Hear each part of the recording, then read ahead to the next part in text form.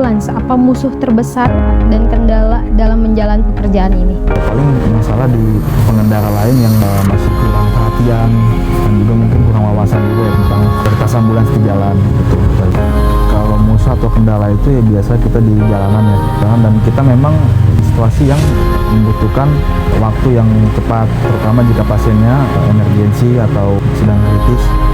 Ketika saat macet ya kita nggak boleh balik ugal-ugalan juga walaupun situasi pasien memang kritis, dan juga harus mengutamakan keselamatan. Kita coba sebisa mungkin memberikan instruksi kepada para pengendara lain untuk membuka jalan, dan ya kita berusaha semaksimalnya lah. Nama saya Jonathan, usia 25 tahun.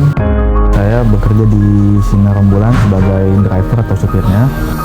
Untuk pendidikan saya di kesehatan masyarakat. Sudah berapa lama bekerja di perusahaan Sinar Ambulans ini dan alasannya memilih pekerjaan ini? Saya sudah kurang lebih 6 tahun di sini. Memang awal-awal itu karena finansial ya. Cuman makin sini saya ada alasan tersendiri, kemanusiaan lah gitu. Jadi ketika saya membawa pasien yang sakit, merasakan ada sesuatu yang baik lah yang saya lakukan untuk menolong orang yang sedang membutuhkan pertolongan.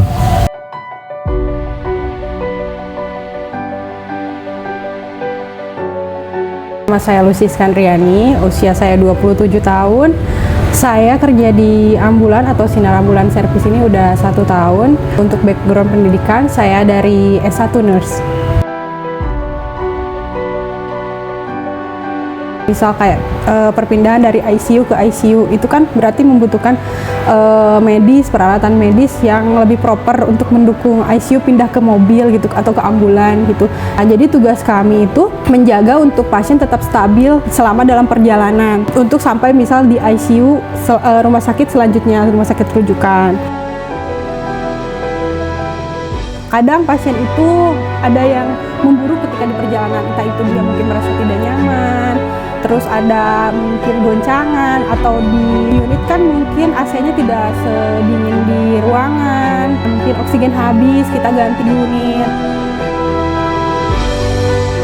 Gimana sih Kak cara Kakak sebagai seorang paramedik untuk menenangkan, mengkomunikasikan agar keluarga pasiennya tidak panik, agar lebih tenang?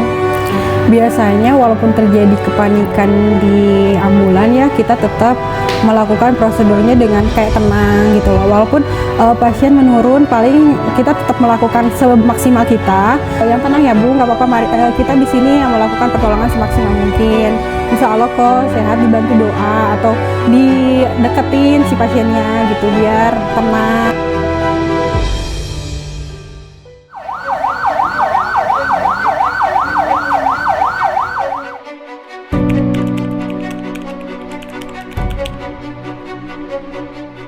Tiba-tiba si panggungnya itu roboh, Pak ibu-ibu, anak-anak semua berdarah-darah, kepalanya pada bocor, dibawa ke ambulan. Stretchernya itu dengan buru-buru dengan keadaan di kan tanah ya, tanah berlumpur, iya. Terus namanya lapangan, kita dorong, hujan deras itu, bawa si pasiennya ke stretcher dengan darah udah di mana-mana, bocor kemana, kita tutup pakai selimut pasien kan, terus kita kasih naik ke ambulan. Di situ benar-benar semuanya panik. Pasien teriak-teriak, nangis karena memang kesakitan ya ibu-ibu.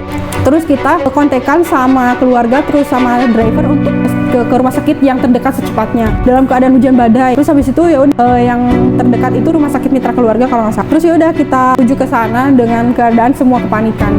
Di situ sih yang paling membekas. Itu saya pernah satu ketika saya bawa warga negara asing ya ke sini, dia ingin pulang ke halamannya ke Belanda. Jadi saya jemput di hotel, saya bawa ke bandara dulu. Di situ dia makin drop, akhirnya di klinik pun tidak bisa mengatasinya ya karena kekurangan alat kan, kita diarahkan ke rumah sakit terdekat. Di situ memang jalanan yang bisa dibilang jam pulang kerja jadi padat gitu.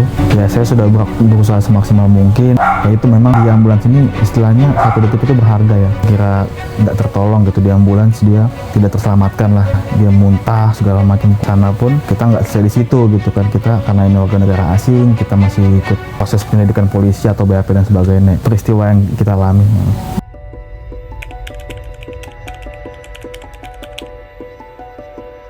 Dalam beberapa hal kita juga bisa menemui ambulan-ambulan yang terlihat ugal-ugalan. Nah, untuk lebih meningkatkan SDM kita gitu, baik dari pengetahuan, kesadaran diri maupun motivasi. Saya teringat waktu zaman COVID waktu itu, di mana sepertinya Indonesia dan negara-negara lain juga sangat mencekam ya, terjadi kematian di mana-mana.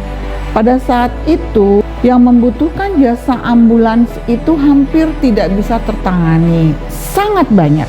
Jadi kita waktu itu ada 5 ambulans yang aktif, itu benar-benar seperti antri. Jadi masuk satu, mereka ganti baju, desinfektan diri, unit desinfektan langsung berangkat lagi. Datang lagi satu seperti itu. Jadi selama 24 jam itu betul-betul tidak berhenti.